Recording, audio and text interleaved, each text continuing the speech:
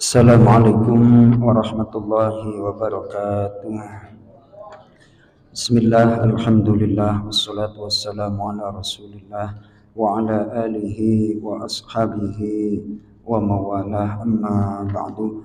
Jamaah sekalian yang dimuliakan Allah subhanahu wa ta'ala, melanjutkan kultum kita dari tema tentang masalah bersyukur.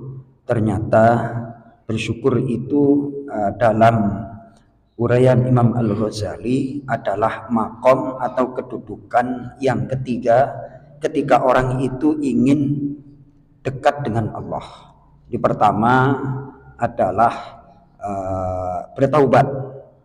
Ibaratnya ketika Allah itu kan maha suci, maha baik, tentunya bisa didekati dengan hati orang yang suci, hati orang yang baik. Nah, mensucikan diri itu bagaimana caranya? Bertaubat. Oke, bertaubat sudah kita bahas kemarin. Yang setelah bertaubat, ibaratnya ini adalah pondasi rumah. Rumah itu apabila pondasinya nggak kuat, maka bangunan yang ada di atasnya akan roboh.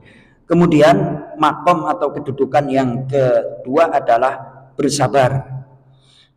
Sudah kita kaji. Terus makom yang ketiga adalah bersyukur.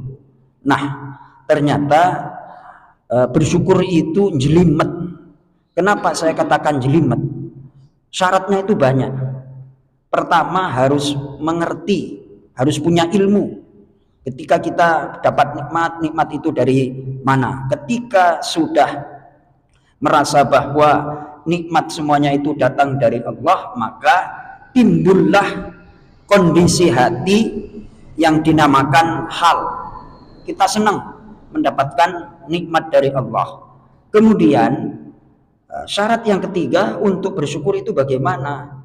Yakni mengamalkan, melakukan sesuatu yang dengan nikmat itu kita diberikan. Mata untuk apa? Ini terus terang aja kayak saya Mas Toto ya. Itu kadang-kadang sampai kucek-kucek kayak gini nonton HP itu kan kayak itu. Baca Quran itu nggak pernah kucek-kucek, tapi nonton HP kucek-kucek. Padahal pengaruh sinar HP itu sangat merusak. Akhirnya kabur dan lain sebagainya. Kita tengok orang tua kita zaman dulu kan jarang pakai kacamata. Kenapa? Matanya betul-betul dijaga. Mbah Maimun Zubair wafat usia 92 tahun. Yang viral tahun 2019 itu wafat di Mekah. Baca kitab usia 92 tahun nggak pernah pakai kacamata. Allahu Akbar itu. Nggak pernah pakai kacamata. Pak Aris pakai kacamata mulai usia berapa Pak Aris? Mulai usia 40. Jadi ternyata mensyukuri nikmat itu jelimet. Maka dari itu di dalam Al-Quran yang biasa membaca surah Al-Mulk itu pasti hafal ada ayat yang berbunyi A'udzu billahi minasyaitonir rajim. Qul huwallazi ansha'akum wa ja'ala lakumus sam'a wal absara wal af'idah qalilan ma tashkurun. Ayat yang ke-23. Saya baca terjemah versi Departemen Agama. Kita renungkan. Katakanlah wahai Muhammad, dialah Allah yang menciptakan kalian dan menjadikan pendengaran, penglihatan, dan hati nurani untuk kalian. Tetapi sedikit sekali kalian bersyukur. Itu sudah distempel dalam Al-Quran. Manusia yang bersyukur dan yang tidak bersyukur lebih banyak yang tidak bersyukur. Masya Allah. Ini ketika diuraikan oleh Imam Ghazali itu saya baca malu sendiri itu uraiannya. Nikmat yang Allah berikan kepada kita itu ada yang tampak, ada yang tidak tampak. Yang tampak seperti matahari. Matahari menyinari kita mulai semenjak Allah ciptakan, ibarat rekening listrik gratis Mas Toto, nggak bayar.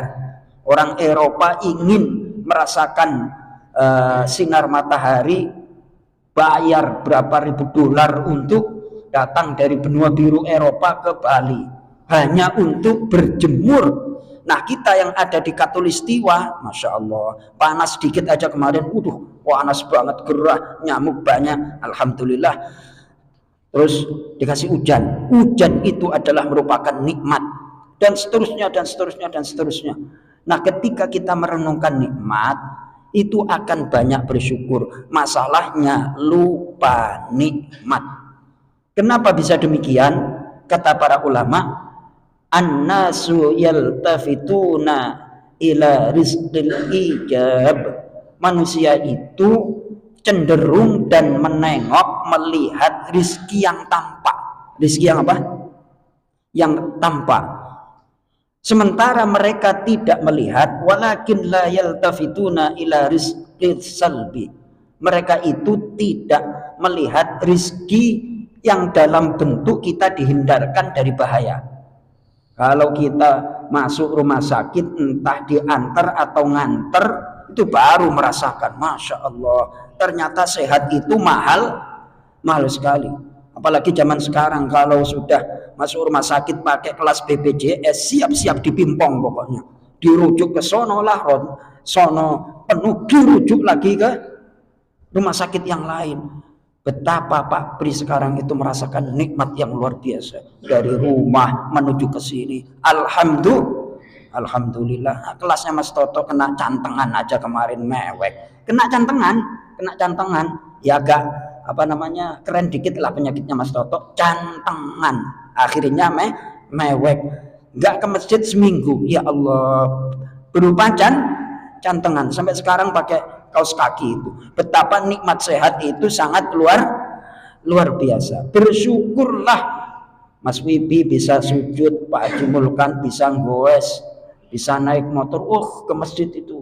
Itu adalah merupakan bentuk kita bersyukur yang paling tinggi di sisi Allah Subhanahu wa Ta'ala. Maka kita dihindarkan dari sakit, Mas Toto, itu lebih banyak sebenarnya. Dan itu nggak kita tengok. Kita nggak sakit, kita nggak apa. Alhamdulillahirabbil alamin. Jadi ternyata saya merenung lama, kenapa dalam beberapa ayat itu ujungnya sedikit sekali kalian yang bersyukur. Qalilam ma tashkurun. Kenapa sedikit? Nggak ingat nikmat. Nggak ingat apa? Nggak ingat nikmat. Kita bebas di sini, fotonya yang nggak pernah ada jaket oranye. Jaket apa, Mas Toto? Jaket oranye. Kalau ada seseorang diposting di grup jaket oranye Pak Hamzah, malu apa enggak kayak gitu? Jaket oranye itu jaket apa Pak De? Itu kan, loh, posting gagah, postingnya gagah. Kenapa ini posting dan segala macam? Karena pakai pakaian bebas, pakai pakaian kehormatan. Tapi kalau udah pakai oranye, aduh, itu betapa malunya itu. Jangankan menikmati, keluar rumah aja malu. Keluar rumah malu. Berarti nikmat yang ada pada diri kita itu sangat lebih banyak dibandingkan yang tidak nikmat. Mudah-mudahan kita senantiasa bersyukur kepada Allah Subhanahu wa Ta'ala, sehingga syukur itu mengantarkan kita mendapatkan nikmat tambahan, bertambah dan diridhai oleh Allah Subhanahu wa Ta'ala.